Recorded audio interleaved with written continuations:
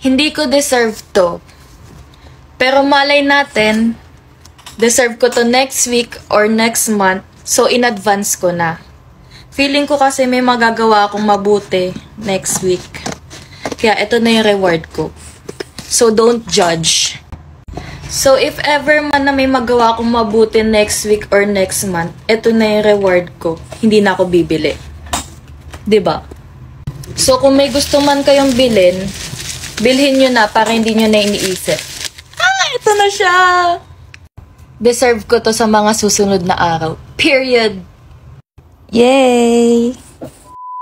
So, maghapon na naman tayo dito sa bahay. Kailangan hindi tayo magutom. So, magluto tayo. Yan, nagluto ako ng kanin or magluluto ako ng kanin. So, ang ginawa ko is, mineasure ko yung bigas sa aking daliri. Dapat same as dun sa tubig na aking nilagay. And then, ang hack ko para hindi ako pagpanisan o hindi kami panisan ng kanin, nilalagyan ko siya ng suka. At least isang takip nung lagay ng suka. Then, tada, ito na. And syempre, hindi mawawala ang ating ulam. Ang ulam namin ngayon is chicken. Ayan. Binabad ko na pala ito sa tubig na may asin for 1 hour, I think, or more than 1 hour. Doon ko siya minarinate. Tubig lang na may asin.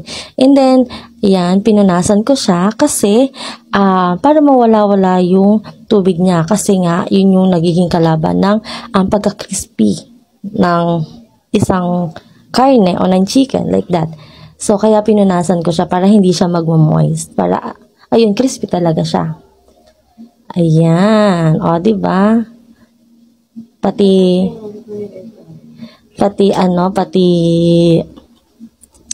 chicken, pinupunasan ng tissue. Oh, sana all. Maarte, may tissue. Charot! And then, syempre, nilagyan ko na rin siya ng pampalasa. Pampalasa ko lang is paminta at saka pork sabor. Yan lang yung nilagay ko. Wala ng iba. And then, yan, naisasalang na natin siya sa air fryer. Air fryer kasi para less na tayo sa mantika. Para hindi na tayo gagamit ng mantika. Kaya nag-air fry na kami. And then, ayan, isinet ko na rin siya ng 25 minutes. Medyo matagal para at least lutong-luto. Ayan. Ito na ang aming finished product. Wow, ang sarap. Oy, yung kulay niya mamula-mula. Talagang tingin pa lang. Sarap na sarap ka na. Saan ka pa? Ayan, atin siyang isinalin sa ating lagayan. Ayan. And then, syempre, dito, kung mapapansin natin, ang dami na mantika. Ito yung inilabas. Ay, inilabas. Charot. Ito yung, chicken, mantika ng ating manok. Ang dami. Sobra. So, kung ako sa inyo, bili na rin kayo ng air fryer kasi at least na ilalabas yung mga langis ng mga karne-karne. At yan, syempre, hindi mawawala ang ating Mountain Dew. Pampasarap sa ating hapagkainan. O, diba? Chachal. And then, ayan, tikiman time. Yan, sarap na sarap kami dyan. Pero yung isip namin sa kuryente, ma-enjoy din kaya namin yung aming bayarin sa kuryente.